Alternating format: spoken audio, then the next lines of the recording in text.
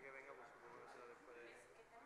Sí, Pero primero va a ir él, ¿no? sí, es la única que tengo. A lo mejor si llega la otra, pues puedo estar yo. Es que vaya, no sé todavía si Pero en teoría sí van los dos, ¿no? sí, supuestamente va a las dos. Lo que no sé si yo, me ha dicho mi jefe que no se tendría que decir que venga.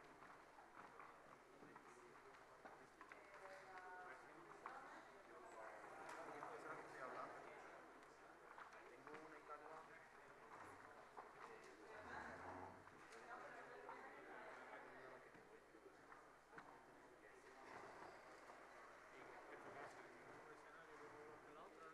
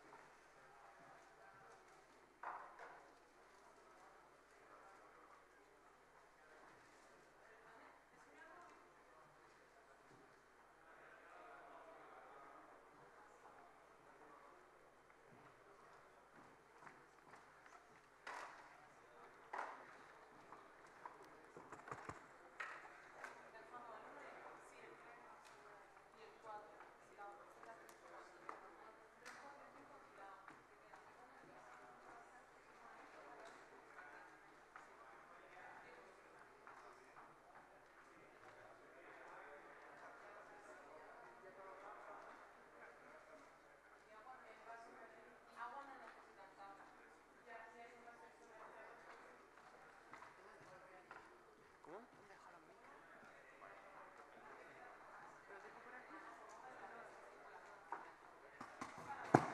Si es que los audífonos por ahí. Lo que pasa es que están encendidos. Sí, es que los dejan siempre encendidos porque ahora...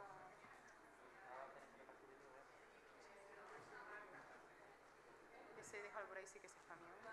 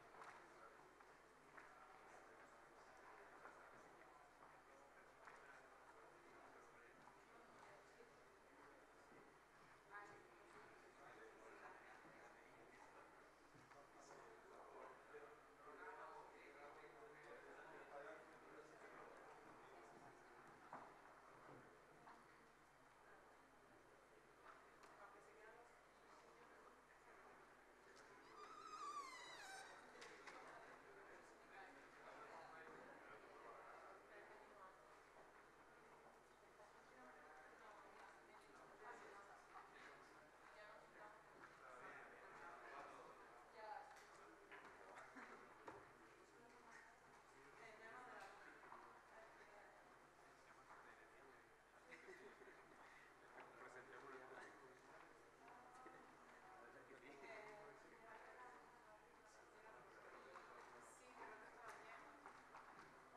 A ver, allí parece que la han puesto. Está bonito.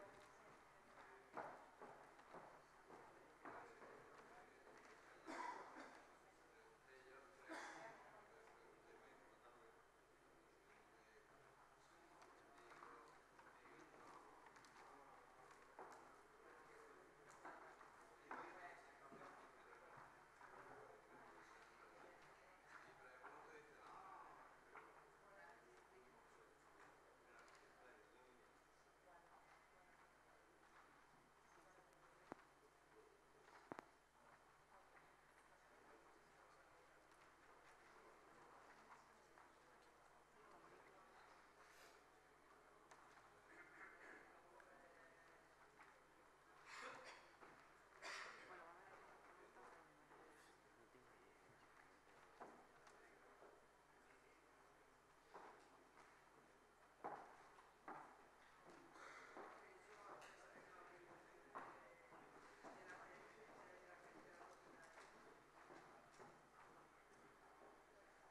Hola.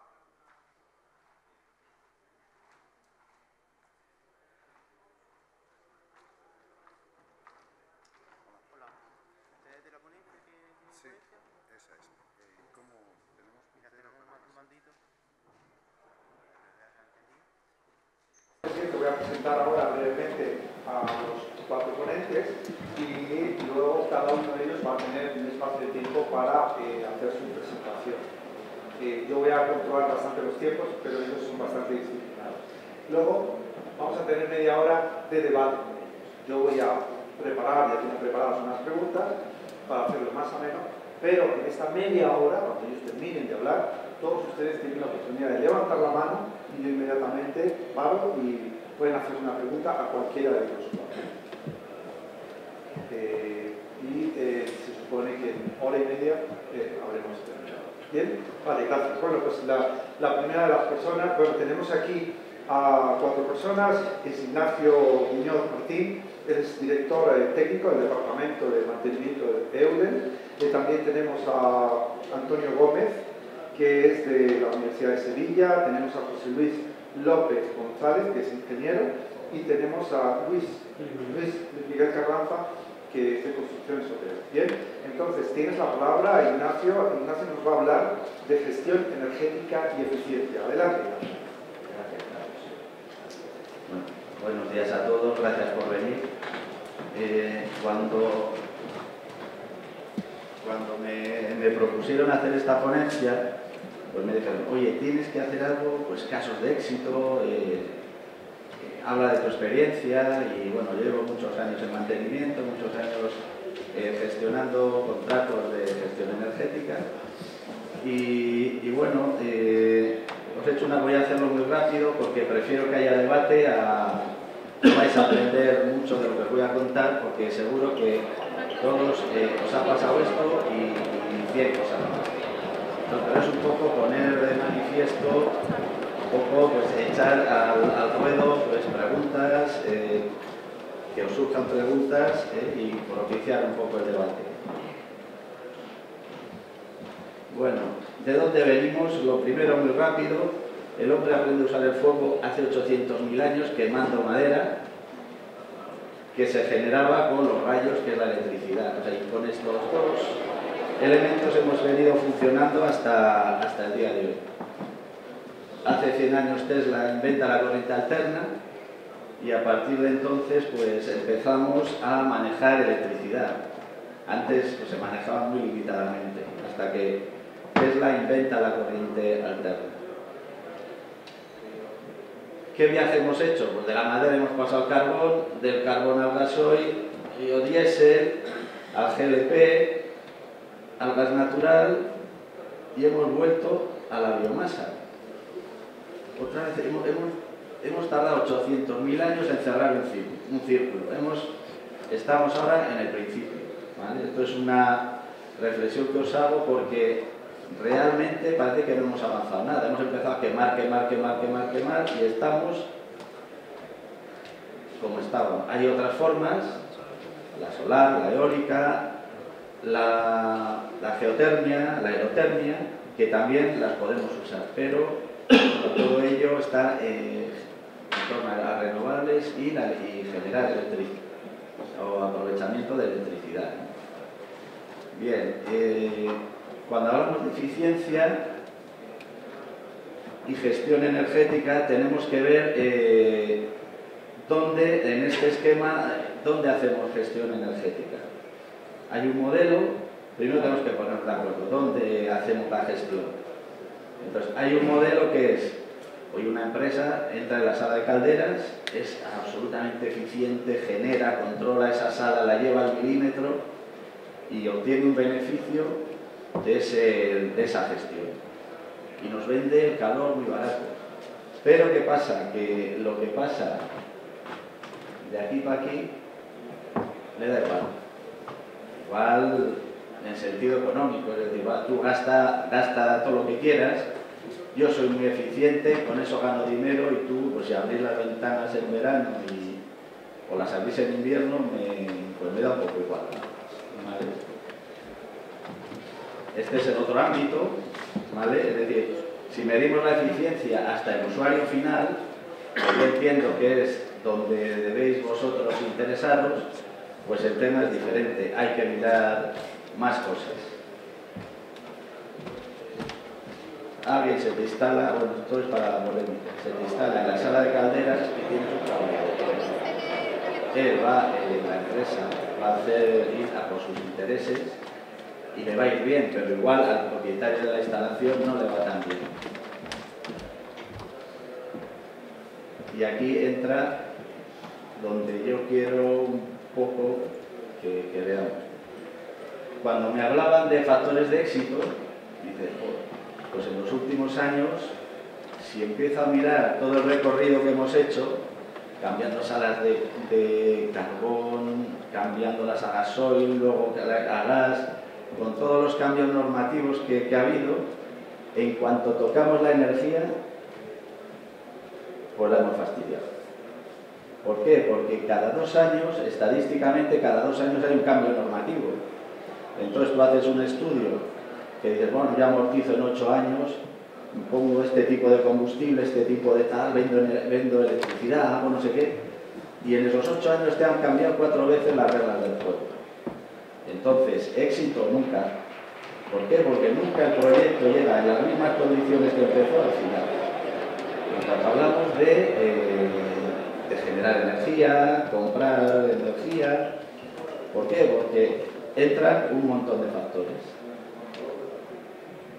Elección de la tecnología, nosotros sí que elegimos la tecnología, diseñamos, joder, esto es lo mejor en este marco normativo. Podemos buscar financiación para llevar esto a cabo. Si no tengo financiación, pues difícilmente podré implantar la tecnología que he diseñado. Y entran en juego costes de energías primarias. Si yo compro pues gasoil, compro gas, compro electricidad, y todo eso ya de la primera previsión, pues ya empieza a fluctuar. De manera que tu éxito o fracaso ya no depende de la elección tecnológica, ya depende de otros factores externos. El riesgo normativo pues siempre te acaba pillando en una ratonera. Tú has hecho una inversión y al cabo de 2 años, pumba, te cambian las reglas y dices, Dios, he invertido un montón de dinero, pero tengo que parar esta máquina porque pierdo dinero. Y el factor humano. El factor humano es, de esto, en el tema de la técnica, pues hablarán otras personas, debatiremos, pero yo quiero centrarme en lo que nunca miramos los ingenieros, que siempre cuando hay un proyecto nos arremangamos, cogemos la Excel, pim pam, pim pam, pum pum, margen bruto no sé qué, la TIR sale y tira para adelante. Y nunca pensamos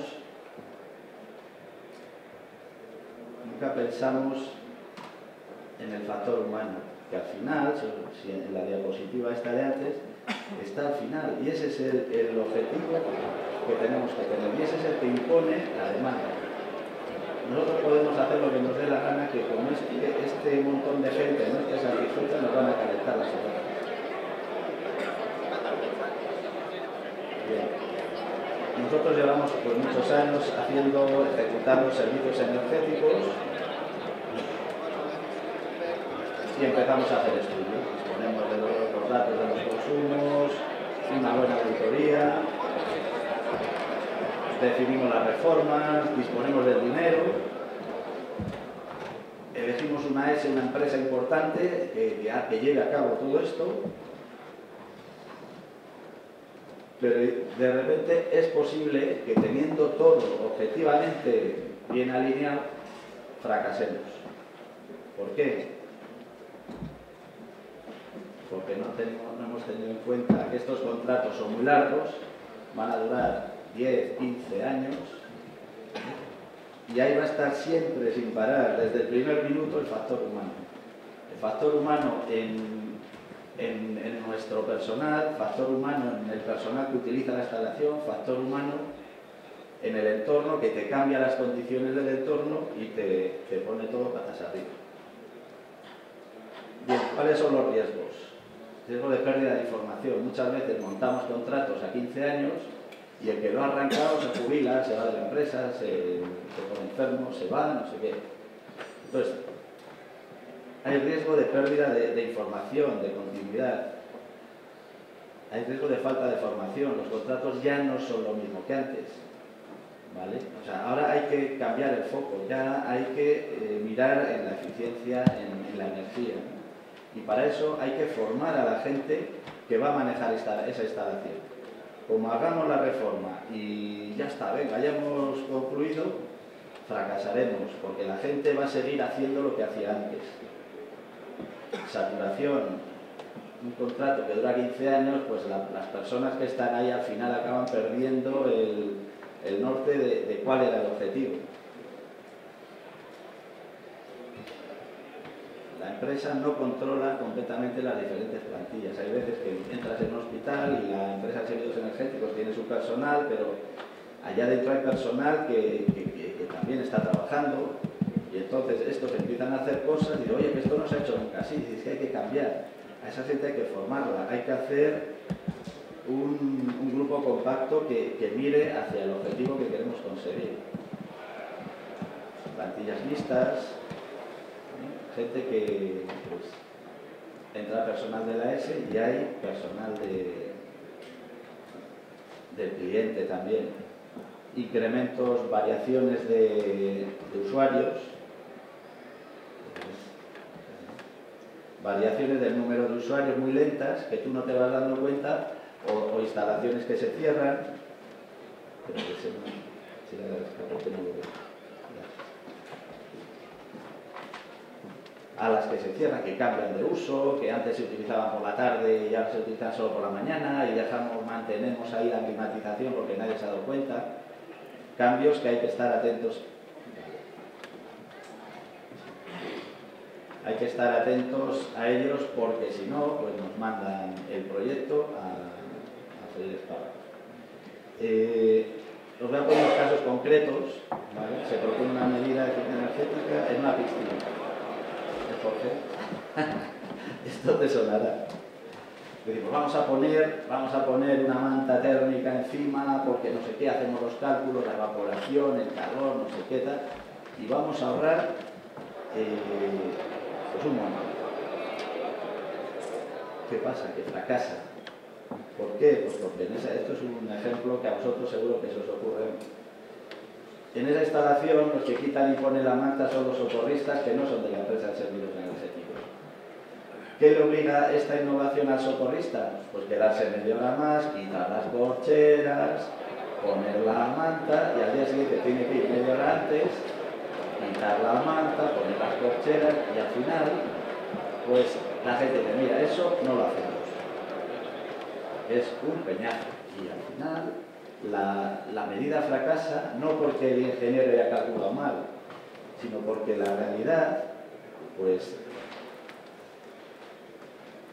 la realidad te dice que esa manta al final, esa medida no se va a poner nunca.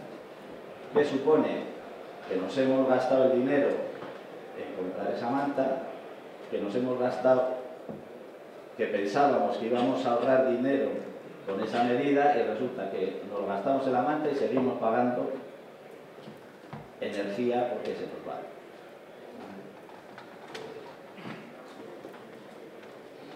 Otro caso, un edificio de oficinas, este es muy típico, hay 300 personas que están de 8 a 6 y si está un sistema de control de alumbrado que corta, cuando se va la gente corta. Y entonces decimos, joder, esto antes se quedaba todo encendido, vamos a ahorrar no sé cuánto y hacemos ahí unos cálculos con la Excel. ¿Vale? ¿Qué pasa? Porque resulta que con el paso del tiempo tenemos eso monitorizado y vemos que seguimos gastando lo mismo. Dice, pero vamos a ver. Pues resulta que nadie se ha dado cuenta que cuando todo el mundo se va de la oficina entran las limpiadoras. ¿Y qué hacen las limpiadoras? En unas oficinas enormes que están todas oscuras, todas las plantas encendidas, porque así ya van más rápido. ¿Vale? Esto es el ejemplo monitorizado. Vemos que hay un consumo base por la noche, pues de alumbrado exterior, máquinas que quedan, empieza a entrar la gente, se empieza a consumir energía, aquí parece que se empiezan de ahí. a las 6 y a las 7 corta el sistema. Y a las 8 entran las limpiadoras y todo para arriba. 4 horas. Entonces, nosotros que teníamos calculado que nos íbamos a ahorrar todo esto y amortizábamos la instalación con el ahorro energético, pues resulta que nos hemos gastado el dinero en ese sistema, pero no sirve para nada, porque no hemos tenido en cuenta que hay seres humanos que utilizan esa instalación cuando nosotros nos vamos. ¿Vale? Esto nos ha pasado. Nosotros hicimos una instalación en un colegio, pusimos un sistema de telegestión con un horario, no sé qué tal, y resulta que al final, como estaba monitorizado, pues esa calefacción estaba encendida todas las vacaciones de Navidad y todas las vacaciones de Semana Santa. Y digo, joder, pero a ver, tío, resulta que la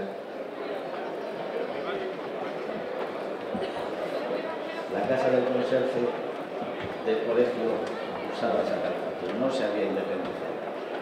Entonces, claro, cuando se iban los chavales de vacaciones, decían yo, toma manual, y ponía y que tenía todo el colegio encendido, la calefacción, para tener él en su casa calefacción.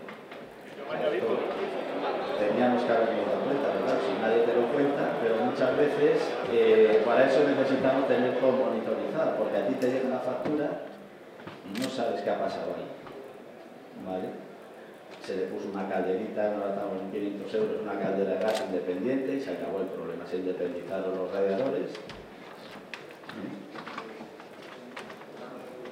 Pero ¿qué pasa? Que si tú tienes una instalación y esto no lo tienes en cuenta, hablaríamos de anillos de frío de kilómetros en hospitales que están durante todo el invierno funcionando porque hay un CPD pequeñito en una esquina, que esto es igual, que necesita frío y encendemos unas máquinas enormes para darle frío a una salita que te voy a poner aquí un equipo independiente y ya está. Esto yo también lo he vivido. Alguien se gasta un montón de dinero en un sistema de telegestión y al cabo de 2 años, no, esto es otro efecto que sí las bajas. Esto fue una piscina climatizada, las renovaciones de agua de una piscina. Ahí había personal nuestro y personal del cliente, y entonces nos dimos cuenta que seguíamos consumiendo más agua que antes. Habíamos puesto un sistema de renovación automática, pero la gente dice, oye, yo hago lo que hacía antes. Abría el grifo, renovaba agua, tiraba agua caliente, que si el agua vale 1, el caliente vale 4, al desagüe. Entonces, pues bueno, ahí tuvimos que poner candados. Porque al ser nosotros una empresa de servicios energéticos, el agua y la energía es nuestra. Entonces, claro, tú no puedes estar tirando, eso lo tenemos que gestionar nosotros, porque lo pagamos nosotros. Bien, y esto es, hay instalaciones de control que valen un pastizal, pero al cabo de 2 años el sistema de control está desmontado. Se hace todo en manual. Dice, oye, porque nos hemos gastado un montón de dinero. ¿Por qué? Pues porque en las 2 primeras veces se llamó a la casa y pasó unas facturas pues de tipo medio, y que por hacer pum nos cobró 3.000 euros y dices, oye, pues al que llame a la casa lo mato. ¿Por qué? Pues porque montamos sistemas caros, sistemas cerrados, ¿vale? Y al final nos hemos gastado un pastón y tenemos todo en manual. Monitorización de consumos de agua. Esto es un tema, pues la persona que estaba al cargo dice, bueno, no hay consumo, empieza a entrar la gente, consume, y resulta que sí hay consumo. Si hay consumo, que hay una fuga de agua, esa línea horizontal es que está gastando 1,5 metros cúbicos cada cuarto de hora, que es la medida. Y eso es una fuga de agua muy rápido, porque ¿qué tenemos que hacer? Utilizar el conocimiento y la experiencia, usar el sentido común, entrenar al personal en la observación de los datos de funcionamiento.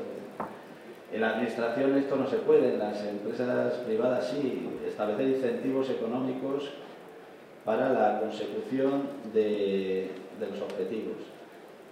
Usar sistemas de tratamiento de la información. ¿Por qué? Porque la información es enorme y la tenemos que tener registrada. La gente que cuando la información está en la cabeza de una persona, cuando ésta se va, adiós a la información. Sistemas de telegestión y monitorización, y esto es importante. Nuestras instalaciones son un Ferrari que va a 200 por hora, ¿vale? Y a todos nos encantaría conducir un Ferrari. ¿Conduciríais un Ferrari así a 200 por hora? Eso es lo que estáis haciendo cuando no tienes un sistema de monitorización. Tú estás viendo por los retrovisores las facturas, pero no ves lo que te viene por delante. Y eso es fundamental para poder gestionar una instalación. Planes de formación y concienciación, pero para todos los usuarios, no solo para el personal operativo, para las contratas, incluso para los usuarios. Hay que mantenerles informados de lo que se está consiguiendo y de lo que se quiere hacer, ¿vale? Porque esto cuesta muchísimo dinero. Un señor que no apaga la luz, que deja el grifo abierto, y por fin un gran resultado se puede conseguir con pequeñas aportaciones de muchas personas. No podemos desdeñar a estas muchas personas que están incidiendo en el consumo de agua caliente, energía, porque son muy importantes, casi más importantes que la forma de manejar las instalaciones, o sea, que una decisión técnica. Un gran número de personas nos desbarata todo el esfuerzo que hemos hecho en lograr esa instalación. Y nada más, que bueno, luego si queréis seguimos debatiendo y vemos. Muy bien. Gracias.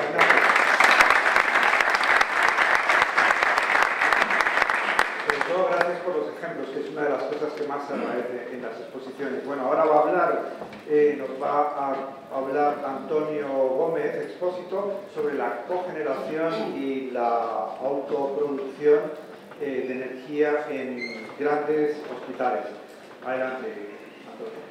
Bien, mientras ponen la presentación, quiero empezar agradeciendo a la organización y en particular a Manuel Contivero que me hayan invitado a dar esta ponencia aquí. En mis más de 30 y tantos años de experiencia que llevo he asistido, pues no sé, entre 50 y 60 congresos y es la primera vez que asisto a este congreso.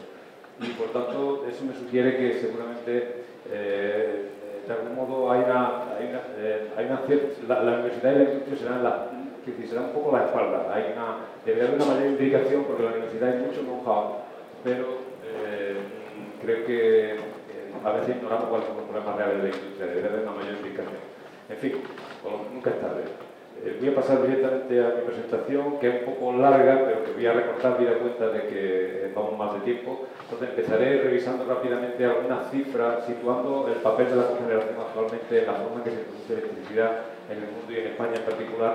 Después pasaré a hablar de muy conocida la cogeneración por la mayoría de los que están aquí en la sala. Simplemente intentaré esbozar hacia dónde creo que va a ir en el futuro la cogeneración, no solo en hospitales, sino en general. Algo ya se ha dicho en la sesión plenaria. Y lo último, quizá me lo salte, a la producción de renovables no hay mucho que decir, también se conoce, quizá la última parte no me dé tiempo a cubrirla, pero bueno, intentaré hacer lo que pueda. Esta gráfica, de algún modo, la relaciono con lo que ha dicho Ignacio en la presentación anterior. El hombre hace 800.000 años, en la primera tecnología que usó fue el fuego. Y no es que hayamos cerrado el círculo, es que nunca lo hemos abandonado. Es que seguimos alimentándonos, el porcentaje altísimo de energía eléctrica se sigue generando igual que antes, con fuego. Solo que la caldera es mucho más sofisticada y quemamos en vez de madera, carbón, petróleo o gas natural. Pero en definitiva, quitando lo nuclear, todas las centrales térmicas se alimentan de una caldera donde se genera vapor. Y por tanto, estamos igual que hace 800.000 años, pero con mucha más eficiencia. Hemos mejorado algo. Ahora vemos que no tanta. Entonces aquí se puede ver que la energía eléctrica, pues aquí la fuente primaria, carbón, gas y un nuclear sobre todo, y las renovables por aquí abajo, pequeña proporción de renovables, un 14% aproximadamente, y solo se produce esta cantidad de electricidad, que viene a ser aproximadamente el 31% de la energía primaria. Es decir, el resto, en naranja, sobre todo aquí, se va en calor, en energía que se va al medio ambiente a través del agua que se utiliza en las centrales térmicas para refrigerar los circuitos de refrigeración para que funcione el ciclo termodinámico. Entonces, realmente, el mundo genera electricidad, el mundo entero, datos de la Agencia Internacional de la Energía, con un 30 y poco por ciento de eficiencia. Más de 2/3 se van. Y eso es una de las cosas donde la cogeneración tiene mucho que decir y puede, de algún modo, aprovechar esta energía que hay ahí. Esa gran fuente de energía que se tira a la basura, al medio ambiente, a la entropía. Esta gráfica, a lo que nos dedicamos, yo me dedico a la red eléctrica, al sistema eléctrico en general, ¿no? Para mí esto de la aplicación a los hospitales es una ficción. Pero esta gráfica, a lo que nos dedicamos a la energía eléctrica, de algún modo nos debería un poco de vergüenza, porque se puede ver cómo la eficiencia eléctrica, que esta raya de aquí, ha ido mejorando con el tiempo. Aquí en esta época la turbina de vapor la empezaron a aumentar de tamaño, y como aumentaba de tamaño, la economía de escala trajo mucho mayor rendimiento y redujo los costes significativamente. Entonces la eficiencia ha ido aumentando, las centrales eran cada vez mayores, hasta que se saturó un momento en que ya la eficiencia llegó, como hemos dicho, al 30 y poco por ciento. ¿Vale?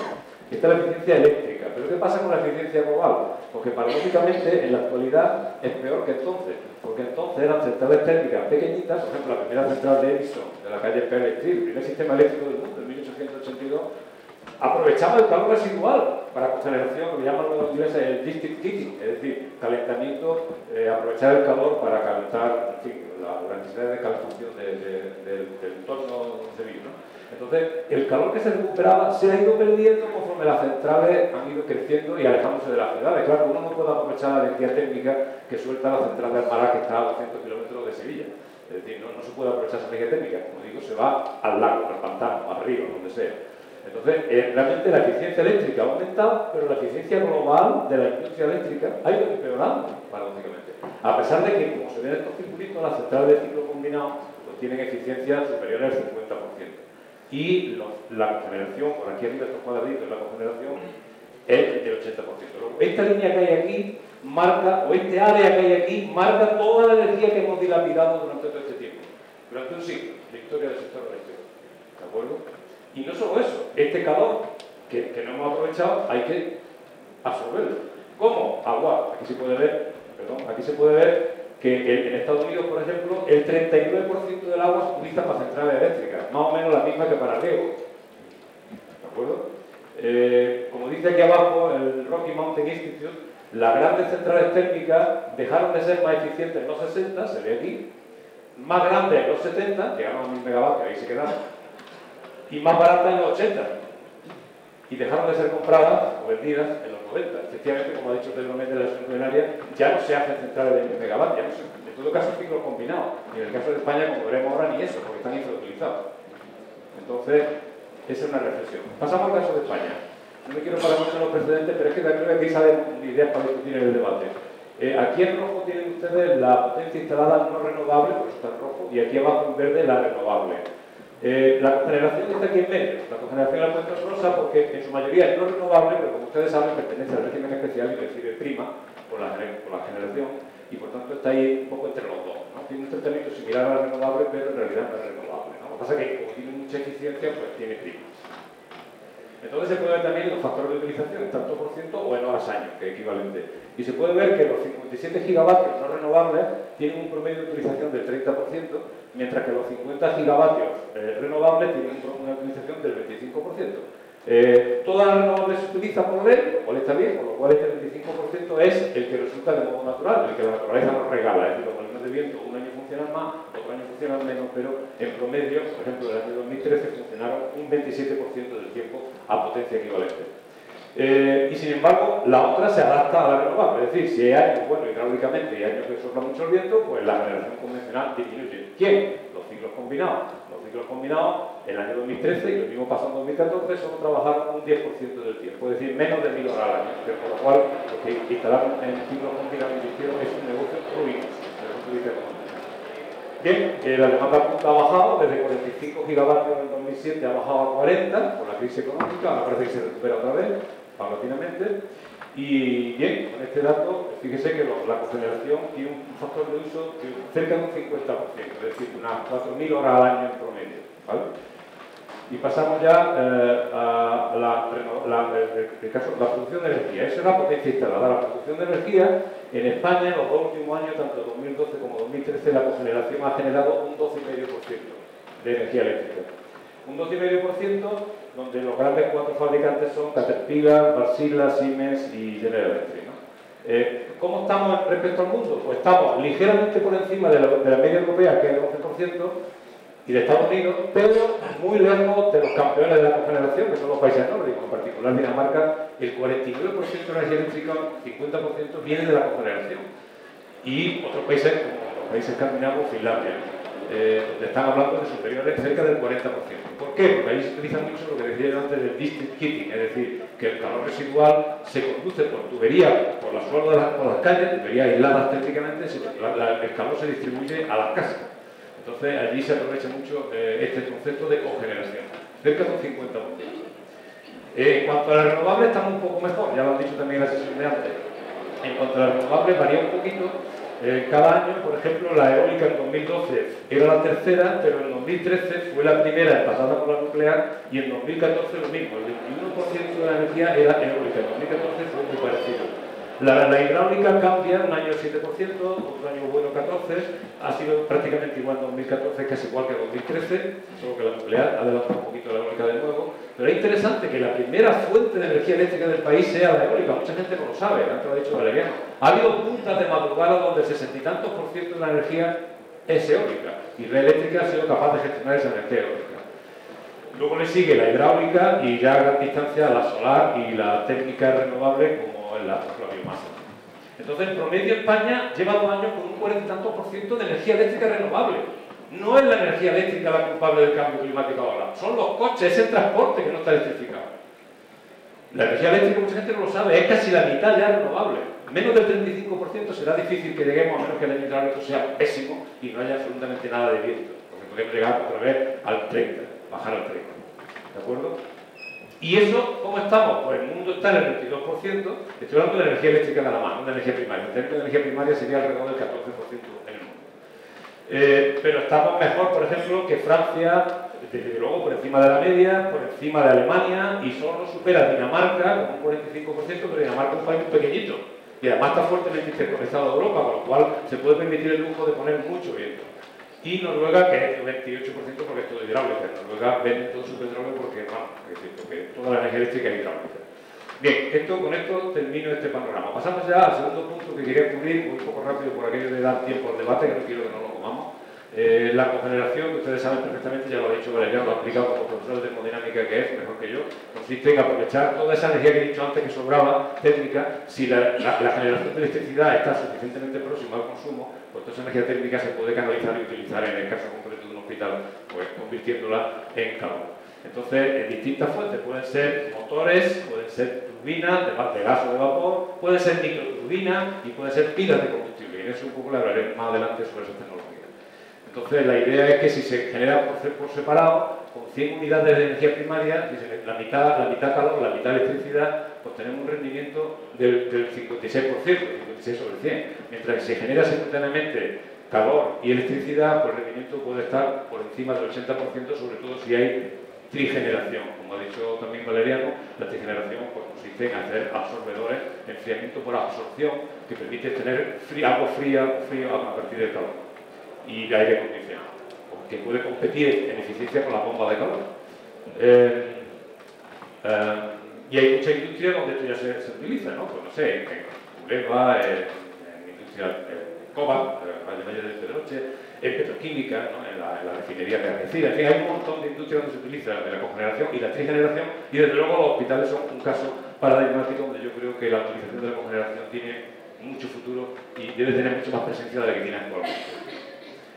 Bueno, aquí tienen el rendimiento de las centrales térmicas, hemos visto, la media mundial es 31%, los ciclos combinados pueden superar el 50%, llegar rara vez al 55%, la cogeneración está cercana al 80% y si encima usamos trigeneración ya pues podemos superar el 80% de eficiencia, que es a lo que deberíamos de tender, si somos un poco sensatos, ¿de acuerdo? Y queremos evitar los problemas del cambio climático que ya se han mencionado anteriormente. Tiene la ventaja donde quiero parar, ustedes la conocen, básicamente se ahorra energía primaria, por tanto se reducen emisiones a nivel global, se reduce la pérdida de la red porque tienes la energía allí, no tienes que traerla de la red de media tensión. Una cosa que está de moda ahora y a la que nos dedicamos nosotros en mi campo de especialidad es que este tipo de generación distribuida, en realidad la cogeneración no es más que una generación distribuida, creo que puede dar servicios de red, incluso competir en ese mercado de los servicios de red. Cada vez se habla más de microredes, de redes pequeñas autónomas, sostenidas por su propia generación, y en ese entorno son muy importantes los servicios de red, control de tensiones, control de frecuencia, etcétera, y eso lo puede dar perfectamente un cogenerador. ¿2 minutos me quedan? Estupendo. Tengo para 20. Bien, paso entonces los ejemplos. Hay muchos ejemplos por el mundo. En Estados Unidos el 4% de hospitales tienen, más de 200 instalaciones tienen cogeneración. En Europa también. En España el pionero fue Vall d'Hebron, fue el primer sistema de generación en el año 92. También Gomezulla, que ya se ha mencionado antes, tiene sistemas de cogeneración bastante grandes, de casi 5 megavatios o más de 5 megavatios, de turbinas o de motores, casi siempre la tecnología predominante son motores, no turbinas. En Andalucía, la Agencia Andaluza de Energía, en este informe del año 2010, decía que había 5 sitios de cogeneración: Córdoba, Málaga y Granada. Efectivamente en Granada hay una central de cogeneración. Pero hay un potencial enorme, en total solo suman 7 megavatios, pero podría llegar a ver, según la Agencia Andaluza, 35, o sea, hay un potencial de crecimiento tremendo. El caso de la Virgen de la Nieves, pues tiene una máquina de 1,6 megavatios, de aquí parece que hay una que está a punto de arrancar también, próximamente. Interesante, como ejemplo. ¿Qué pasó? El consumo del Hospital Virgen de la Nieves unos 20 gigavatios al año, más o menos. Por lo visto, en 2013 hubo un tiempo en que el grupo no pudo estar operativo por algún motivo de avería, supongo. Entonces, se recurrió mucho más a la fuente externa. En 2013, el 80% de la electricidad vino de fuera, mientras que en 2012 el 62% vino de fuera. Conclusión, se gastó un 8% más de gas, según la memoria anual que el hospital coloca en su página web, que es donde toma sus datos. Es decir, lo importante que resulta que la cogeneración funcione. Y si hubiera más cogeneración, mejor, y ahora veremos cuánto. Los precios, la cogeneración, está aquí, la consultora de la Unión Europea, de la Comisión Europea, dice que los precios medios son por debajo del precio de electricidad de grandes consumidores, que en 2013 tuvo en 12 céntimos kilovatio hora, luego los precios de la cogeneración son menores, y si ya no tengo tiempo, señor moderador, me paro aquí. Tengo más cosas. Iba a hablar de microturbinas. Así damos tiempo a la gente que luego... Vale, pues me queda por hablar de cómo creo yo que va a ser el futuro de la cogeneración, que será con microturbinas y con pilas de combustible, por una serie de ventajas y motivos que no he tenido tiempo de elaborar. Vale, te haré esa pregunta y lo aprovecharemos en la moderación. ¿Bien? Vale, gracias, Antonio. Bien, ahora nos va a hablar José Luis López González, que es ingeniero, y nos va a hablar del plan de eficiencia energética en el Servicio Gallego de Salud y la implantación de biomasa de origen forestal. Gracias.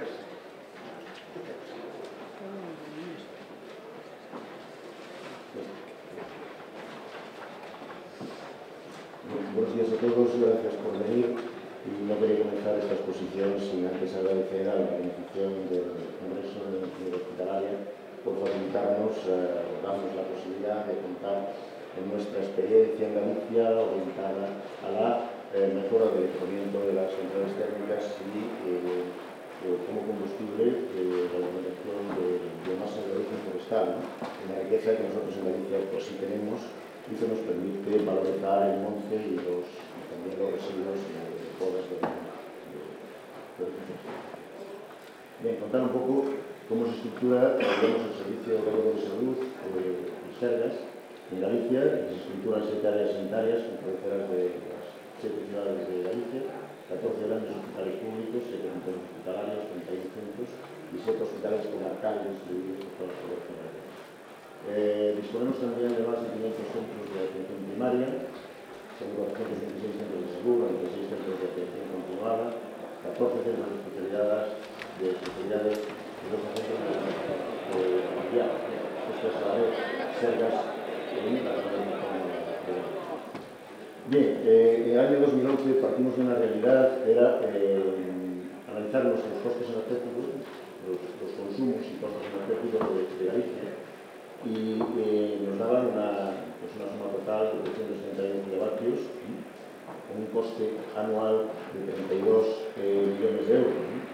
prácticamente la mayoría de las estructuras de las centrales térmicas, muchas de ellas, pues estaban ya con tecnologías obsoletas y pues, prácticamente la totalidad era con combustibles fósiles, y algunos de ellos incluso no a todos los sitios llegaba la red de gas natural y prácticamente los muchos consumos eran gasóleo C, y hace 5 años pues, los costes energéticos, pues como sabéis, en los energéticos eran bastante altos, ¿no?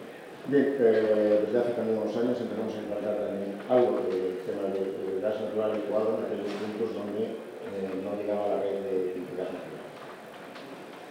Bien, la evolución del consumo eléctrico y el coste anual de los hospitales de Sergas, tanto privados como en millones de euros, como ellos estaba subiendo, yo casi diría exponencialmente, o a un ritmo muy elevado. Prueba de ello también fueron las reformas estructurales, los nuevos hospitales, que como sabéis, pues, suponen un incremento sustancial en el consumo eléctrico.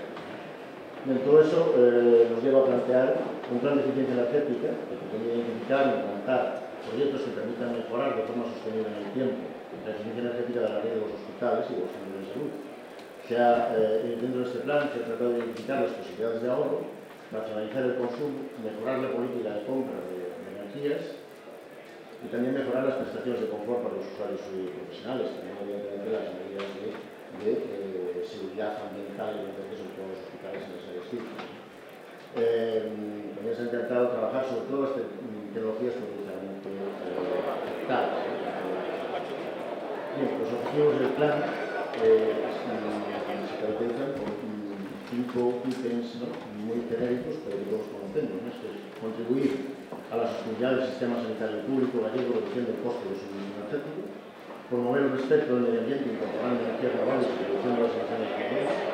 Al incorporar biomasa también contribuimos a la dinamización del medio rural, la limpieza de los montes y reducir los riesgos de incendios, que es un factor clave y que ha servido de base en una colaboración entre la Consejería de Sanidad y la Consejería de Industria y Economía e Industria para dinamizar el sector también en Galicia, colaborar, implantar medidas de ahorro energético y concienciar a los usuarios en el consumo también responsable, mejorar las prestaciones de confort y habitabilidad de los centros sanitarios.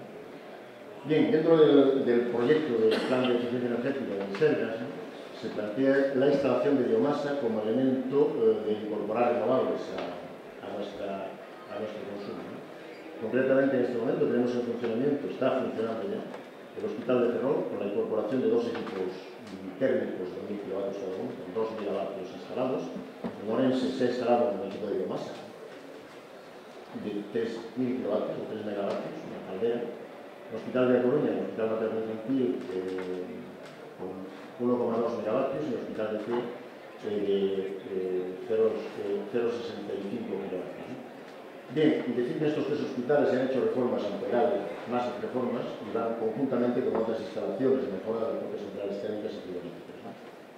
Mención especial merece, digamos, un proyecto que se hizo para 5 hospitales comarcales, ¿no?, dentro del proyecto Ecohospital, ¿no?, que son 5 hospitales comarcales en torno a 10.000 metros cuadrados de construidos cada uno. Son los hospitales de Burela, Calde, Monforte, de la provincia de Lugo, Berín en Ourense y Barbanza en La Coruña, ¿no?, con equipos térmicos que fluctúan entre 2 por 500 kilovatios o uno con calderas y otros 2 con calderas de 500 y 800 kilovatios. Paralelamente, también se ha sacado un concurso para la construcción de 16 nuevos centros de salud en que van a incorporar biomasa. Estos centros pues llevan con calderas de 45 kilovatios en los centros. Otras actuaciones paralelas también se hicieron por parte concretamente del área sanitaria de Lugo, ¿no?, incorporando 3 centros de salud nuevos que se han reformado y se han incorporado equipos de biomasa. Bien, con este plantel de incorporación de la biomasa prácticamente hemos erradicado el consumo de gasóleo en los hospitales de Galicia, ¿no?, y existe un plan, y vemos la viabilidad económica y técnica, algunos de ellos pues, con financiación a través de empresas de servicios energéticos y otros por gestión propia de las propias áreas de salud, como puede ser los centros de salud de Lugo. Se ha hecho, pues hemos concretado la viabilidad de transformar cualquier tipo de hospital en consumo de biomasa. El plan de biomasa, dentro del plan de eficiencia energética, lo que llamamos el proyecto Ecohospital, ¿no?, pues hace incorporar la biomasa como fuente de energía por parte de los hospitales públicos de Galicia. Bien, hay que decir que nuestra contribución a la sostenibilidad y a la y a valorizar lo que es los montes de olivos, ¿no? Debemos resaltar que Galicia es una de las comunidades, una de las más importantes potencias forestales de Europa. Tenemos una superficie forestal arbolada, estos son datos de la Consejería de Medio Ambiente, de 1.400.000 hectáreas, lo que representa el 48% de todo el territorio. De ellas, más de 120.000 corresponden a la superficie forestal certificada, lo que coloca al frente del Estado en cuanto a gestión forestal sostenible. Nosotros queríamos colaborar dentro del SERGAS, ¿no?, en la valorizar y contribuir con nuestra aportación en el SERGAS, ¿no?, a que el sector de las empresas que elaboran, ¿no?, la biomasa forestal y darle una mayor credibilidad desde el punto de vista de que si los hospitales, tanto grandes como pequeños, apostamos por la biomasa, pues de alguna forma es una garantía de suministro, de garantía de confort a todos los niveles, ¿no?, dado las exigencias que puede tener un hospital frente a cualquier sector, otro sector terciario, del sector industrial.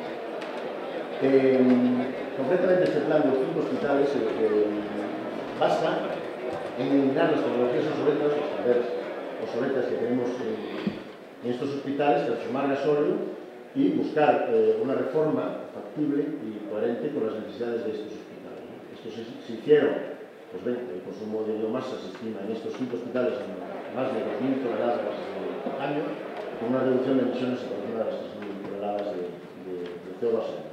Se hace un contrato mixto de suministro energético, servicio y mantenimiento de las propias centrales térmicas y se factura por energía útil a suministro del propio hospital. El plazo de ejecución es de 10 años.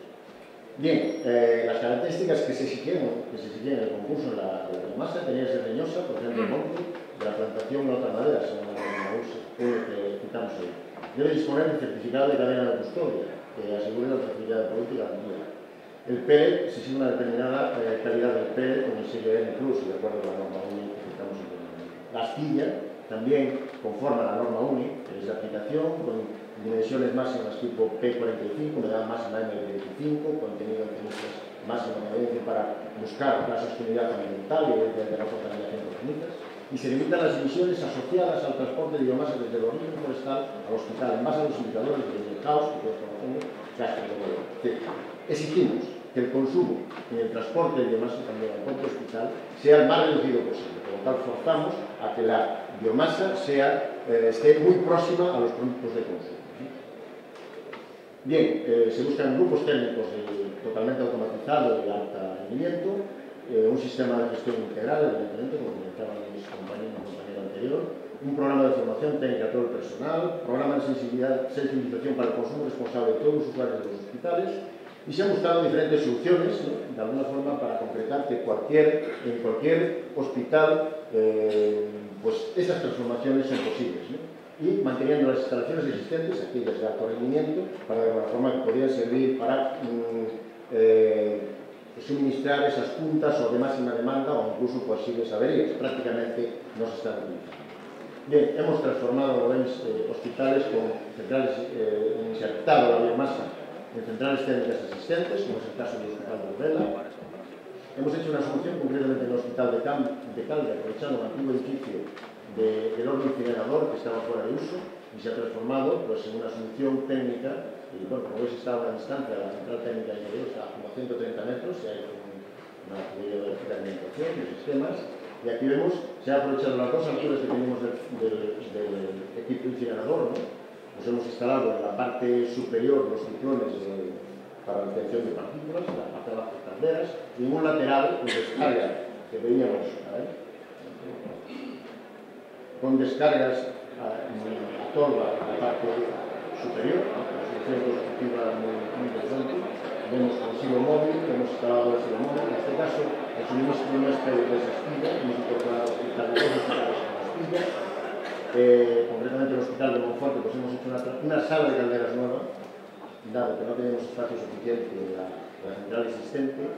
Bien, el Centro de Salud de Guitiriz hemos hecho una incorporación de eliminado gasóleo con calderas de 2 calderas de 60 kilovatios.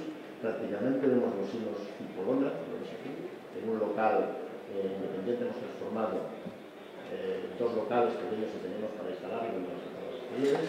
Prácticamente pues, la eliminación del gasóleo C, hemos combinado hospitales pellet y astilla para probar un poco la eficiencia de cada uno y ya todos están funcionando la mayoría desde el año concretamente 2 hospitales de la autónoma de funcionamiento, 2 transparencias terribles. Estos son grandes hospitales, como el Hospital de Orense, con una caldera de 3.000 kilovatios, que es factible, que aquí hemos sustituido el gas natural y el gas propano en los hospitales, y en resumen tenemos un consumo de biomasa año aproximado por encima de los 6.000 toneladas de biomasa, con una reducción de emisiones de CO2 de 7.500 toneladas y una potencia térmica instalada en biomasa de 12,4 megavatios. La implantación, insisto, del tema, en la implantación de la biomasa de origen forestal con la energía renovable en las serras, contribuye a dar un mayor valor añadido a la riqueza forestal de Galicia, a la valorización de un residuo forestal de podas y restos de talas, y todo ello conlleva, por tanto, a dinamizar el medio rural, fijando población y disminuyendo también el riesgo de incendios forestales. Muchas gracias. Gracias,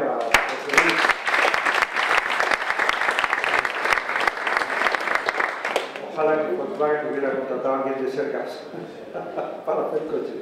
Ahora nos va a hacer la ponencia Luis Miguel Carranza, que es de Construcciones Otero, y nos va a hablar de eficiencia de instalaciones versus eficiencia de las envolventes de edificios en el ámbito hospitalario. Adelante, Luis Miguel. Bien, en primer lugar quería agradecer a la organización nuestra participación y a ustedes su asistencia a este seminario.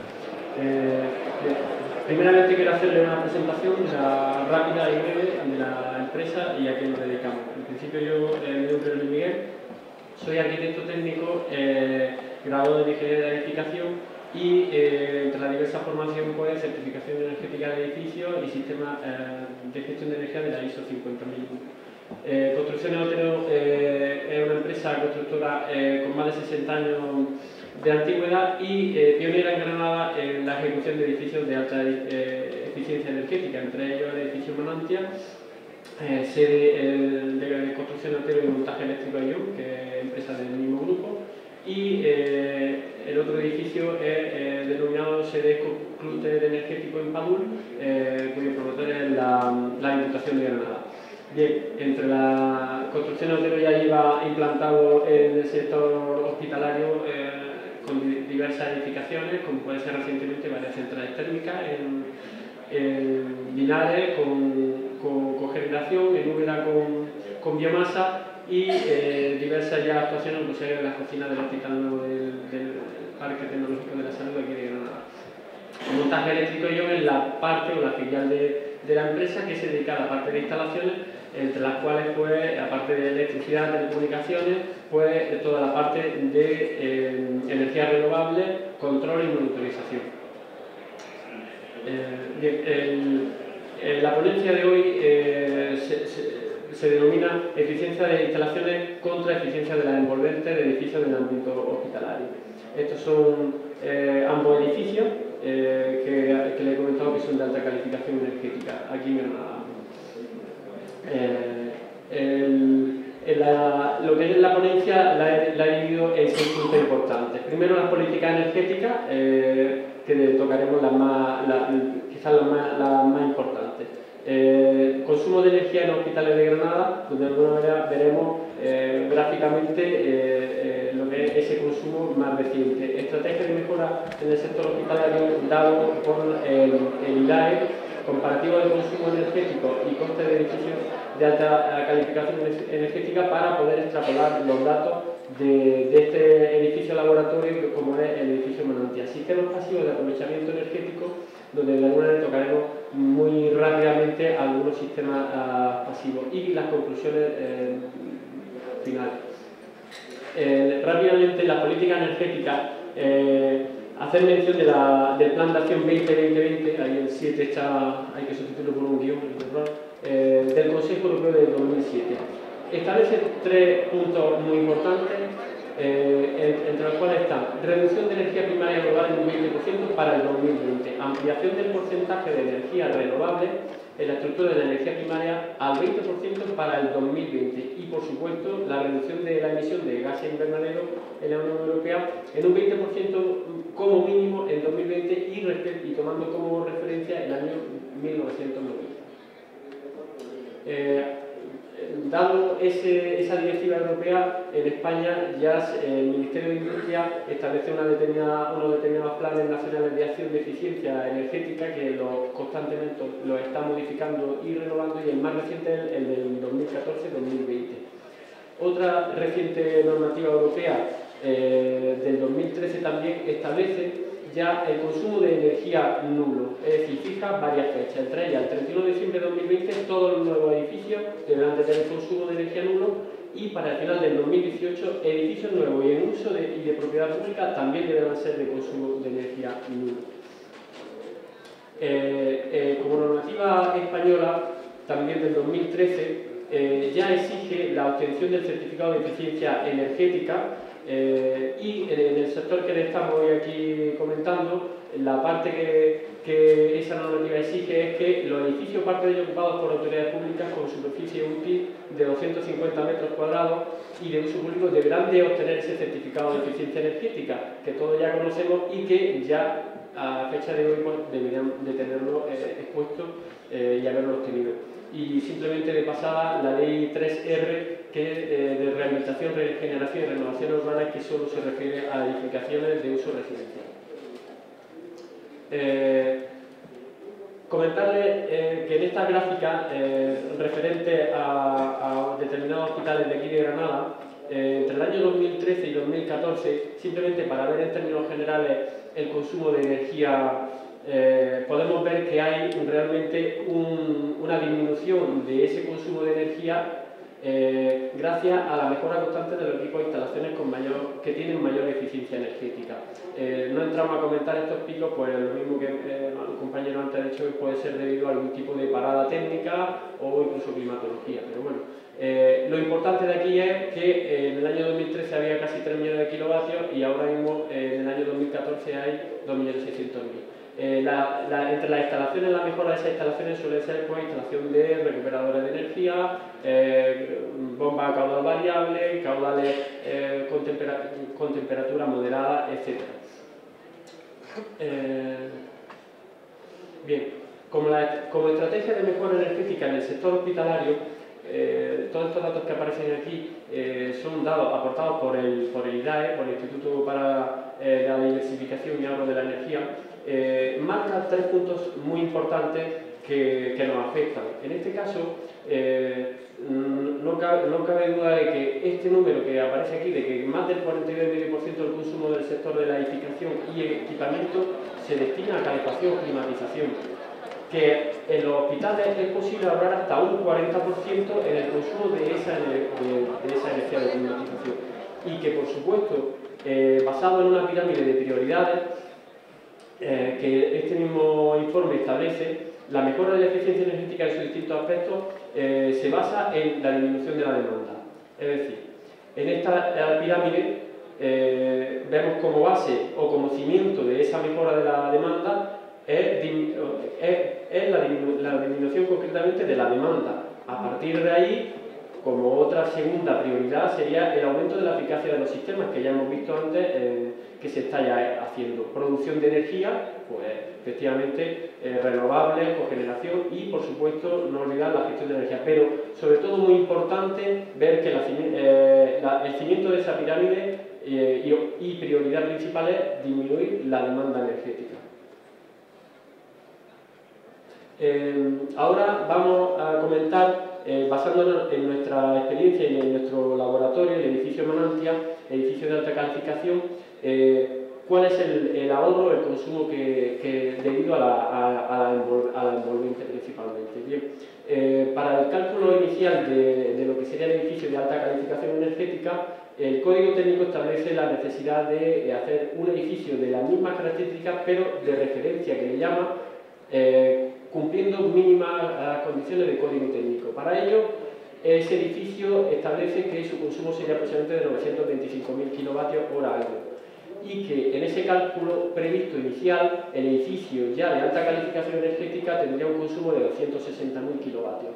Pero ya en el año 2014, primer año en el cual hemos podido establecer ese estudio de año completo con el edificio al 95%, realmente el consumo de energía primaria está en los 139.000 kilovatios. Es decir, hay una mejora importantísima entre lo previsto como edificio de alta calificación, no digamos en cuanto al salto entre este y el de edificio de referencia. Esos números los podemos ver mejor aquí en esto, es decir, entre el real y el edificio de referencia el ahorro ha sido de 785.000 kilovatios. Entre el real y el edificio de alta calificación, o sea, y el previsto para ese mismo edificio era de 120.000 el ahorro. Y haciendo ya referencia un poco a números, a euros, que de alguna manera es un poco lo que quizás nos hace más llamar la atención, con un precio medio que aproximadamente este es el que se ha pagado ese año 2014, estamos hablando de un ahorro de 76.000 euros comparando el edificio, o sea, el consumo real con el previsto como edificio de referencia. Si ahora de alguna manera estudiamos el coste de la envolvente de este edificio de alta calificación con respecto al edificio de referencia, es decir, la envolvente, podemos hablar de que determinados sistemas constructivos que se han implementado en esa envolvente han sido, como puede ser, fachadas ventiladas, sistemas de doble piel, cubiertas vegetales, doble acristalamiento con cristales bajo emisivos, rotura de puente térmico, etc. Realmente ese número que vemos aquí de 207.000 euros es el extracoste que ha supuesto ejecutar ese envolvente con respecto al edificio de referencia, con unos parámetros normales de envolvente. Eso extrapolado a superficie útil climatizada, estamos hablando de un incremento de 140 euros metro cuadrado. En resumidas cuentas, el número gordo de que en 3 años de funcionamiento ya habremos amortizado ese extracoste de 207.000 euros con respecto a si lo hubiésemos hecho cumpliendo parámetros mínimos de código técnico. Para ser ya un poquito más rápido, intentar dar de pasada lo que serán algunos sistemas pasivos de aprovechamiento energético. Es decir, un sistema pasivo, hablamos de un sistema constructivo que está incorporado dentro de la envolvente del edificio y que principalmente los sistemas pasivos intentan aprovechar en lo que es la radiación solar. En este caso vemos que las protecciones solares, como pueden ser voladizos, de distintos tipos, presencia de vegetación en el interior del edificio y patios interiores con fuentes inclusive, que esto ya viene, como volvemos a decir, ya no de nuevo, sino inclusive de las edificaciones de antaño, como puede ser la vivienda nazaríes, todas tenían su patio interior con su aljibe, con su vegetación. Cubiertas vegetales, donde las cubiertas vegetales aquí en esta zona, sobre todo por el tipo de pluviometría, lógicamente utilizaríamos plantaciones con pocos recursos hídricos, que en este caso la plantación autóctona suele ser aromática, como puede ser tomillo, romero, salvia. Otro tipo de sistemas pasivos, los revestimientos de fachada con colores claros para reflejar mayor la radiación solar, ventilaciones cruzadas entre fachada y cubierta, donde conseguiríamos una ventilación natural interior del edificio sin necesidad de ventilación forzada, orientación de huecos y fachadas, que sería redundar en la primera imagen, donde en función de la altura del sol en el verano o en el invierno, pues con un mismo sombreamiento conseguimos que en verano nos evita la entrada de radiación solar al interior del edificio, o en invierno la aprovechamos porque entra directamente y salva el voladizo.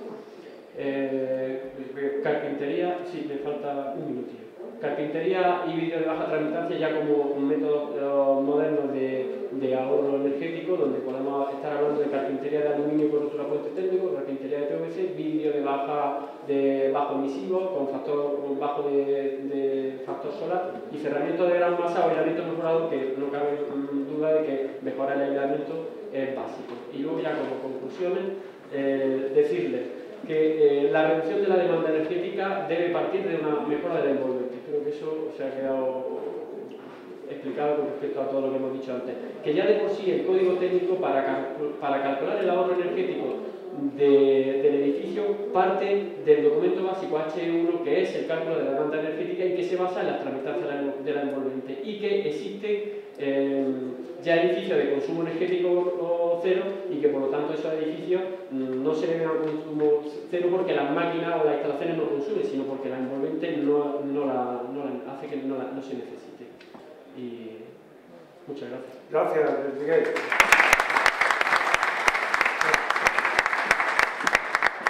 Vamos a iniciar rápidamente la moderación de la charla. Cualquiera de ustedes que tenga una pregunta, levanta la mano en cualquier momento y le pasamos el micrófono.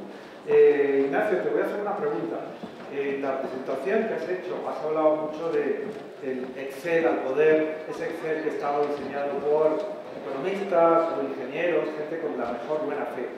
¿Quién tenía que haber resuelto ese agujero que hay entre el Excel y la realidad? ¿Recursos humanos? ¿Qué pasó ahí? A ver, yo soy también ingeniero y un poco lo de la Excel al poder es una autocrítica que yo me hago. El ingeniero no puede quedarse en la mesa y el ordenador, tiene que bajar a la realidad. Y la mejor forma de bajar a la realidad es pues, gestionar el mantenimiento de una instalación. Entonces, un ingeniero que no ha pisado una instalación, que no ha visto cómo respira, cómo consume, cómo se mueve, no puede hacer un buen proyecto. Entonces, yo lo que reclamo es que, o lo que os quería decir, es que el ingeniero tiene que tener en cuenta el factor humano, no solo dedicarse a desarrollar fórmulas y a proponer tecnologías, porque si es una falta en la formación de ese profesional que le falta. Y entonces, como le falta y no lo tiene, pues diseñará mal las instalaciones. ¿Cómo se arregla? ¿Haciéndole una visita guiada a un ingeniero a la instalación? ¿Al hospital? Experiencia, no, experiencia, hay que bajar a la tierra. O sea, eso nos enseña a las universidades, no sé. Entonces, pues bueno, nosotros hemos digamos, ejecutado contratos con una auditoría previa que se veía que el señor que ha hecho la auditoría no tenía ni idea de lo que es una instalación.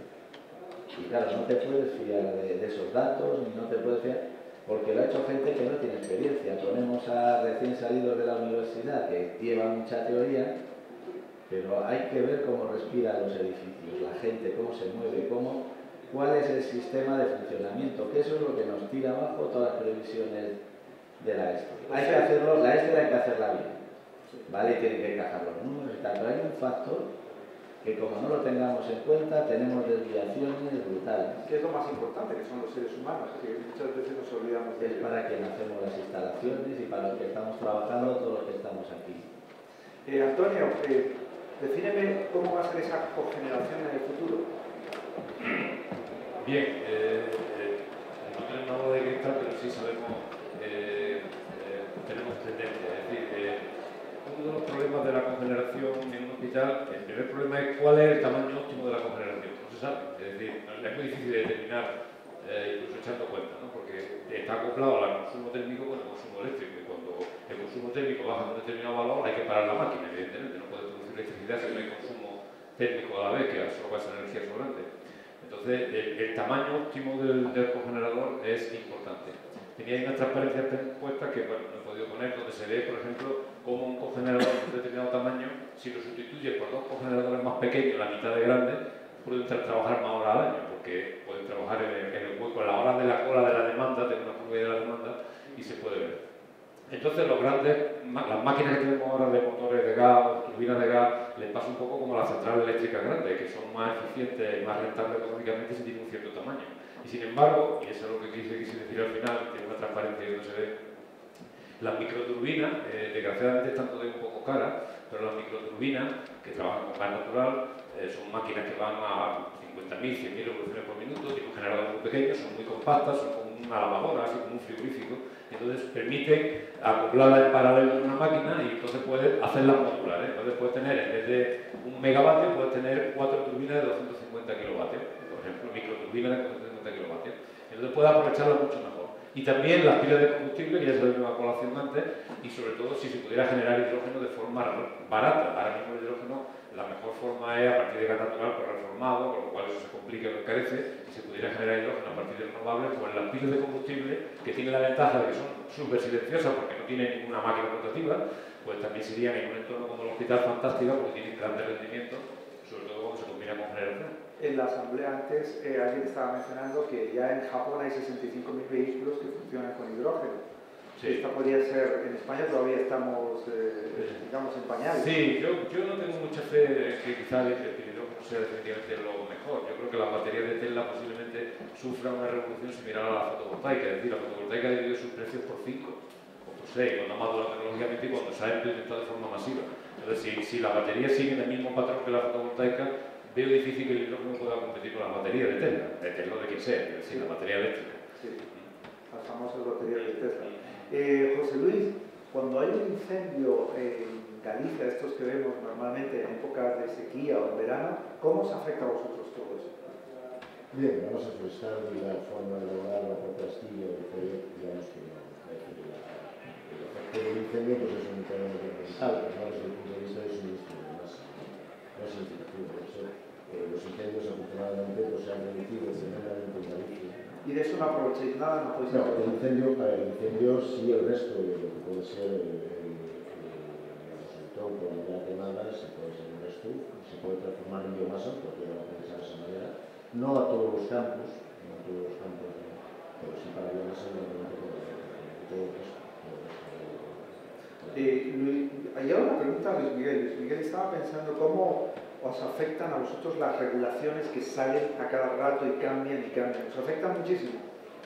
¿En qué sentido? En el normativo de... Exactamente, medio ambiente, etc. Bueno, a ver, realmente las regulaciones que nos están afectando principalmente es normativa, como puede ser el código técnico, en concreto ese código está ya establecido a partir del año 2006. Simplemente se van haciendo ampliaciones o documentos básicos o documentos reconocidos que son los que van de alguna manera modificando puntualmente algunos temas.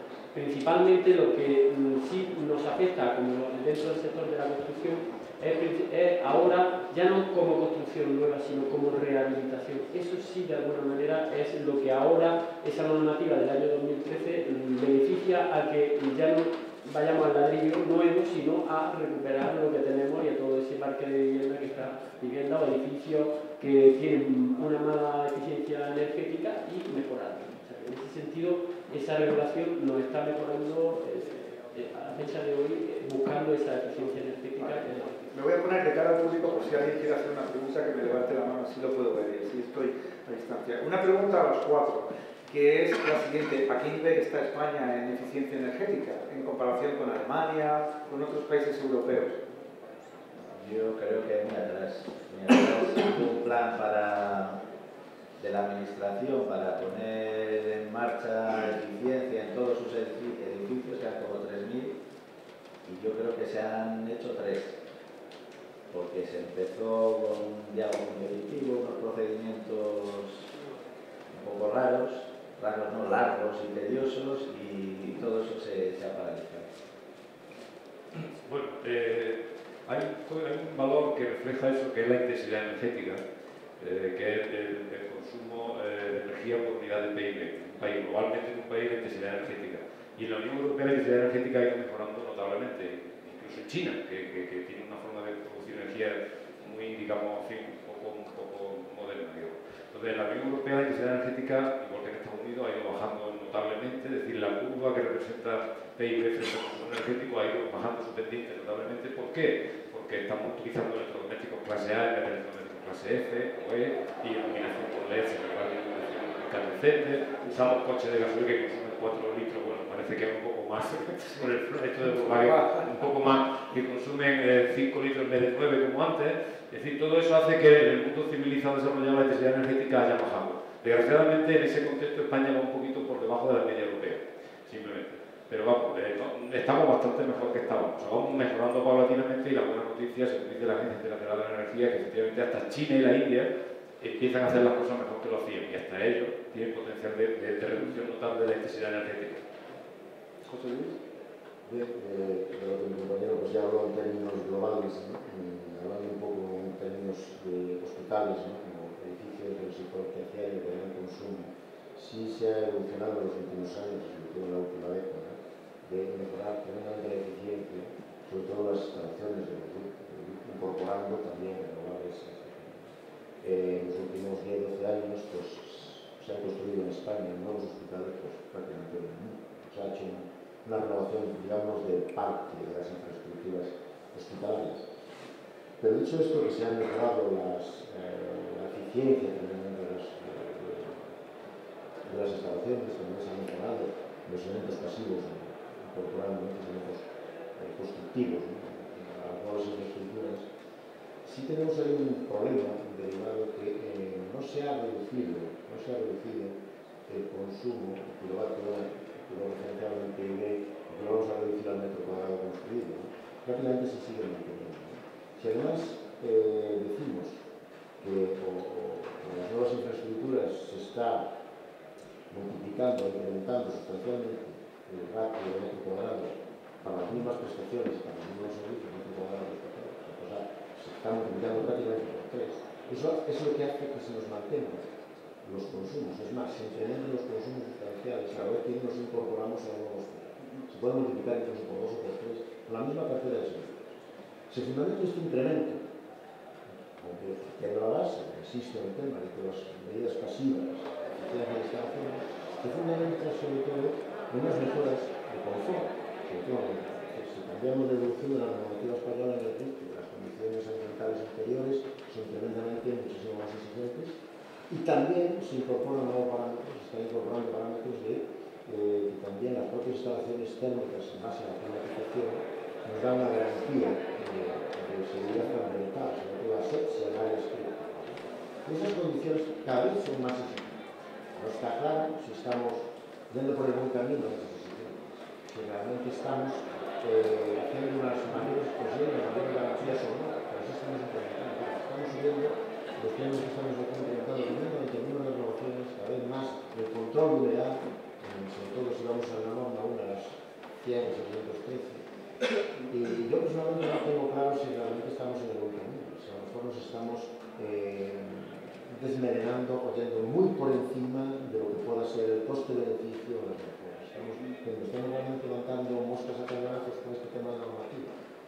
Pues esa es una pregunta que yo creo que... Me guardo una pregunta para eso. Luis Miguel, ¿qué piensas de eso? ¿Estamos a la altura? No, por supuesto que no. Es decir, la mentalidad de los países del sur la conocemos y siempre vamos a cumplir lo mínimo. Principalmente a la vista está que toda esa normativa que existe principalmente de eficiencia energética es para edificios de nuevo uso. Es decir, ¿qué pasa con todos estos edificios que tenemos que tienen que seguir funcionando y que no hay ni normativa que te exija una mejora de esa eficiencia, pero tampoco hay unas subvenciones que de alguna manera te ayuden a hacerlo con una relativa rapidez, ¿no? Puesto que ahora con la crisis con la que tenemos, pues deberían de incentivar esas ayudas para que esa eficiencia energética mejorase principalmente en los edificios ya existentes, ¿no? En el sector hospitalario. Por supuesto se están haciendo muchas mejoras en los edificios existentes, ¿no? Pero lo estamos viendo, ¿no? Es decir, todas esas instalaciones van en busca de nuevas tecnologías y sobre todo con mejor rendimiento. Antonio, te voy a hacer una pregunta que es, si tú fueras ministro y tuvieses poder, ¿qué cambiarías de la normativa? Pero antes de responderme, ¿alguien tiene alguna pregunta para los ponentes? 3, 2, 1, Antonio, adelante. ¿Qué normativa? ¿La de hospitales? ¿La de la regulación del sector? La de hospitales, que es la que le interesa. Bueno, yo no estoy suficientemente familiarizado con la de los hospitales, pero entiendo que ahí hay aspectos de planificación, temas de edificio, que no es mi área de trabajo, hay otros compañeros de la universidad que sí trabajan en eso, pero una de las que sí puede afectar bastante sería promocionar, y acaba de salir ese decreto que tanto está en la prensa estos días, el autoconsumo. Y yo creo que, como todo el mundo dice, hasta la propia Comisión Nacional del Mercado, el decreto que se ha hecho de autoconsumo es bastante mejorable en cuanto a que desincentiva o no incentiva suficiente la autoproducción mediante energía renovable. Entonces, yo creo que en los hospitales, en aquellos sitios, sobre todo los nuevos, donde haya mucho espacio, porque el problema de la renovable, como todos sabemos, es que requiere espacio. es el problema. Tenía una transparencia que no he puesto donde se ve 1 megavatio fotovoltaico en un hospital de Santa Clara en lo alto de los parkings, simplemente. Los edificios de parking de 3 plantas, allí en lo alto está el megavatio. Con 10 o 12 megavatios como eso, el hospital de Granada se abastecería de sus 20 gigavatios al año de hora que tiene de energía. Es decir, si pudiéramos autoabastecernos con energía fotovoltaica, por ejemplo, pues sería perfecto. Y eso, desgraciadamente, la regulación hoy por hoy no incentiva suficiente y eso, desde luego, sería posiblemente digna de cambiar. Una pregunta a Eulen y a Otero es, ¿y no podemos exportar esta tecnología que estamos utilizando aquí? España es puntera, no sé, América Latina. Bueno, nosotros estamos en América Latina, o sea, nosotros, Eulen tenemos delegaciones en pues, México. De eficiencia energética también. Sí, sí, lo que ¿Y pasa tienen es que... esa conciencia de eficiencia energética? Porque yo tengo la impresión de que América Latina es muy prometedor, pero si les dices que hay que instalar doble acristalamiento o sistemas solares, dirán, no hace falta. ¿Os encontráis con esos problemas? La norma energética ahí es diferente y la generación de energía y la distribución, y que todo eso condiciona mucho, o sea, es digamos, las reglas del juego, ¿no? Entonces son diferentes y entonces pues, la forma de abordar estas cosas tiene que ser diferente. Sí que están ahora mismo, se están haciendo, sobre todo que hay mucho movimiento en el alumbrado público de ciudades, que están pues, bueno, tendiendo a poner tecnología LED, porque tienen pues, tecnología de vapor de mercurio muy antiguas, ¿no? Respecto al tema de adaptarnos a la normativa, nosotros hemos cambiado y hemos adaptado la normativa europea a una ciudad y casi nos linchan. Nosotros sí, los europeos, todos queremos ser muy europeos y de sí, pero tú tienes que bajar el nivel de alumbrado, el nivel de calefacción, el nivel de todo esto, y cuando lo adaptas a la normativa dices, toma Europa, y claro, la gente se te pone de uñas. ¿Por qué? Pues porque los niveles son muy bajos y no estamos acostumbrados, y para nosotros el que una ciudad esté oscura, que tú vas a Bruselas y parece que lleva boca el lobo. Vienes por la noche, vienes aquí y todo a las 4 de la mañana, eso es Bernabéu. Entonces claro, a la gente le bajan los niveles, dejas de iluminarle el 7º piso y le pones la luz abajo. Y se ponen de uñas porque no ven. O sea, la sensación es que no ven. Entonces también hay que cambiar la mentalidad de la gente, hacer pedagogía en ese sentido, adaptarnos a Europa. No es solo tal, que, oye, baja la luz, pero que me da miedo. No veo.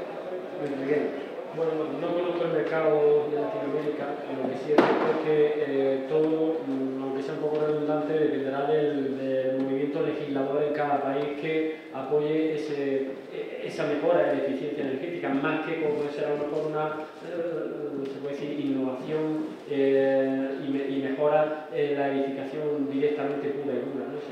Entendemos siempre que, como aquí en España, el ejemplo lo tenemos aquí, y pienso que estos años han sido muy productivos y prósperos en el tema de la eficiencia energética, pero siempre gracias a que la imposición ha venido desde Europa y nosotros nos hemos tenido que adaptar. Entiendo que en países como puede ser Latinoamérica, si lo extrapolamos nuestra situación allí, pues volverá a ser lo mismo, dependerá de ese movimiento legislador que lo obligue. Vale, si no hay alguna pregunta, yo voy a hacer... Sí, adelante, tenemos un micrófono aquí. Muchas veces nos decimos, si no hubiera sido por la Unión Europea, a lo mejor no estaríamos donde estamos en niveles energéticos y de ahorro, ¿sí o no? Sí. Sí. Adelante. Bueno, la pregunta... Sí, se te oye. Sí. Va dirigida para Nacho, pero voy a empezar por la izquierda, diciendo que la tecnología y los técnicos somos capaces de limitar la demanda energética desde actuaciones pasivas. Muy bien. Somos capaces de producir energías a partir de materias primarias, energía primaria, transformar como la biomasa o la cogeneración, regeneración, y somos capaces de llevar las instalaciones a unos rendimientos óptimos. Podemos actuar en ellas, en los procesos, en los distintos procedimientos para lograr eficiencia energética, pero al final, como dijo Nacho al principio, tenemos un grave problema o un factor, que es el factor humano, y a ese, ¿cómo lo educamos? ¿Cómo le hacemos ser eficiente? porque al final, como bien has puesto, gran parte de esas medidas fracasan por la utilización del factor humano. Y podría contar muchas anécdotas, no me voy a extender. A las medidas pasivas, yo recuerdo haber instalado protecciones para la radiación solar a base de lamas móviles, y la queja fue inmediata porque me decían que además aquello estaba mal hecho, porque no cerraban completamente y le deslumbraban en el ordenador. Y yo me quedé perplejo, digo, vamos, no han entendido nada, ¿a qué sirve? Además era en febrero, y ahora no se tiene que estar completamente abierta. Y otra cosa es el oscurecimiento, para eso hay otras medidas. Y otra, segunda, por favor, no esté usted con la pantalla de espaldas a la luz, o sea, oriente bien las cosas. Con lo cual, todas las medidas que puedas hacer, si el factor humano no está realmente dentro y está educado, y para eso no sé qué planes de eficiencia energética hay, porque además, como no sale de su bolsillo, le da exactamente igual. Entonces, Vale, Nacho, yo creo que Sí, te voy a responder a qué parte de la responsabilidad. La respuesta es muy sencilla. Lo mismo que gastamos dinero en instalaciones, tenemos que gastar dinero en formación. ¿Alguna pregunta más? ¿Podría? Sí, adelante. Ahora, la experiencia que nosotros tenemos en nuestro edificio, como he comentado antes, llevamos ya casi 2 años, año completo el año 2014, se han mejorado, pero realmente se han mejorado gracias a que el edificio, como venimos todos desde el que le pone el aparatito, le pone el papel colgando porque te da el aire, la luz encendida y tal. En el edificio, de alguna manera, todo eso se complementa con una domotización y un control de ese edificio. Es decir, nosotros ahora mismo en ese edificio nadie puede abrir una ventana. Las ventanas están ahí tranquilitas, pero no tienen manera. ¿Por qué? Porque ¿de qué te sirve tener un edificio súper eficiente, con un suelo radiante refrescante, con una ventilación mínima, tal, cuando luego cada uno abre su ventana y tal? No, es decir, eso se trata de mentalizar, pero también con visión de que el operario, si cada cual puede tocar y variar, entonces todo no sirve de nada. Es decir, ahora eso sí, esa mentalidad hay que partirla de que nadie puede abrir esa ventana y nadie puede tocar las lamas y, por ejemplo, la iluminación. Nosotros en el edificio no tenemos ningún interruptor, es decir, hay un sensor que se enciende la luz cuando hay el operario, está constantemente midiendo cuando hay operario, cuando se sale de la habitación, la luz se apaga. Y la regulación de esa iluminación dependerá de la luz solar que entre por la ventana. O sea, todo eso, si se complementa y se controla, ahí es donde podemos conseguir ese ahorro, no solo por efectos de... Instalar con la detección de luz solar automáticamente. Los usuarios lo primero que han dicho, yo no lo quiero, esto quítenmelo porque no tengo aquí el nivel de iluminación que quiero, no tengo el Bernabéu aquí encima, lo siento, y puedes medir y tienes los luz necesarios. Pero respecto de la ventana, a mí que no se pueda abrir una ventana no me parece bien, porque me quito el sistema más eficiente de la ventilación natural. Tiene sus progresos. Hay que gastar dinero, es decir, yo he sido muy escueto, pero yo creo que hay que estudiar el edificio, estudiar la gente que entra, que sale, cuándo, cómo, qué gente entra, cómo utilizan las instalaciones, y eso hay que estudiarlo. Y gastarse dinero en estudiarlo y en formación, porque eso se va en formación o información. O sea, tú no puedes formar a la gente que viene al hospital, hacer un cursillo, pero sí que puedes dar información a las personas claves del edificio, formación, información, los de mantenimiento, las enfermeras, los jefes y que todos tengan una parte de su atención en esto, porque cuando le quitas la atención, yo no sé con quién comentaba, el universo tiende a la entropía del universo es que el universo tiende al desorden, y entonces en cuanto dejemos, o sea, el ejemplo clave está que cuando planchas una camisa, pasas una vez, haces una arruga y la quieres quitar y tienes que pasar 80 veces para quitarla. Es decir, tú has desordenado algo, pero luego necesitas muchísimo más trabajo para ponerlo otra vez en orden. ¿Vale? Entonces, si perdemos el foco de este tema, cuando lo queramos retomar, ya, joder, es que hay que gastar un montón de dinero, un montón de recursos, y lo importante es eso, no perder el foco en el factor humano. Que viene a entrar más gente, oye, que dejan todos los grifos abiertos, oye, ¿qué está pasando esto? Y eso hay que tenerlo en cuenta. Bien, gracias. Eso me recuerda lo que hacía... Estamos ya fuera de tiempo. ¿Da una pregunta más? Hay una pregunta más. Sí, adelante. Una pregunta directa a quién. Yo quería rebatir un poco la opinión del compañero y darle la razón a Nacho en que es muy importante, sobre todo en un edificio como comenta mi compañero Luis Miguel, yo soy construcción de también, en un edificio de alta calificación en que los edificios están pensados para las personas y un edificio como este está pensado para tener un confort extraordinario. O sea, nadie piense que la ventilación del edificio es mala. No, la ventilación del edificio es perfecta y está pensada para el número de personas y de ocupantes por zona, tal. O sea, que no sea rehabilitable no significa que la ventilación sea mala. Y además es natural y eficiente. O sea, que ese no es el problema es formar a las personas, como decía Nacho. El problema es decir a las personas la ventilación de este edificio de esta forma, se renueva automáticamente, el aire 100% exterior y tal. Con la iluminación pasa un poco igual. La iluminación, por mucho que sea automática, es totalmente amoldable al uso de cada uno. Por ejemplo, a Luis Miguel le gusta tener la luz, el nivel de iluminación más alto que a los demás porque maneja muchos planos y su nivel de iluminación en mesa es de 600 lux. Todo es amoldable y todo hay que explicarlo, ¿vale? Y sobre todo formar a la gente en qué tiene entre manos y qué puede usar. Yo como periodista me acuerdo que haber leído una vez una información de cómo Bill Gates, cuando tenía que hacer una innovación tecnológica o programas o sacar un producto en Microsoft, lo que hacía era enviar antropólogos a los hogares norteamericanos y los tenía 1 o 2 meses, antropólogos, especialistas en comportamiento humano. Ellos hacían un informe de cuáles eran las costumbres y eso les servía a Microsoft para decir, tenemos que diseñar, nuestros ingenieros tienen que diseñar algo así, porque así es como usan las cosas. Con lo cual, creo que es verdad, hay que pensar mucho, sobre todo en los seres humanos, en el caso de hospitales, empresas, etc. Bueno, pues gracias, creo que hemos cumplido 1 hora y media, quizás estamos un poco fuera de tiempo. Gracias Ignacio, Antonio, José Luis, Miguel, y gracias a ustedes por estar aquí. Buenos días.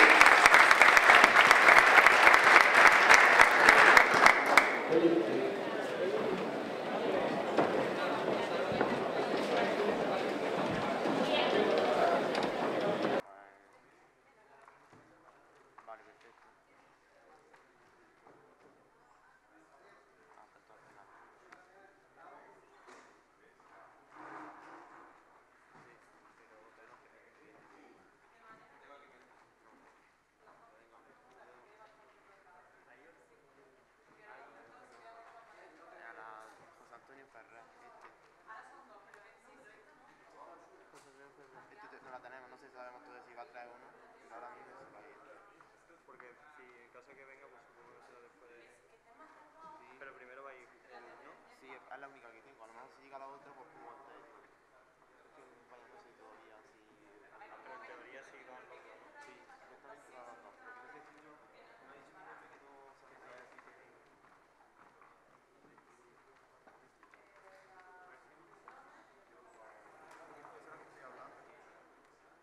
Tengo una encargada...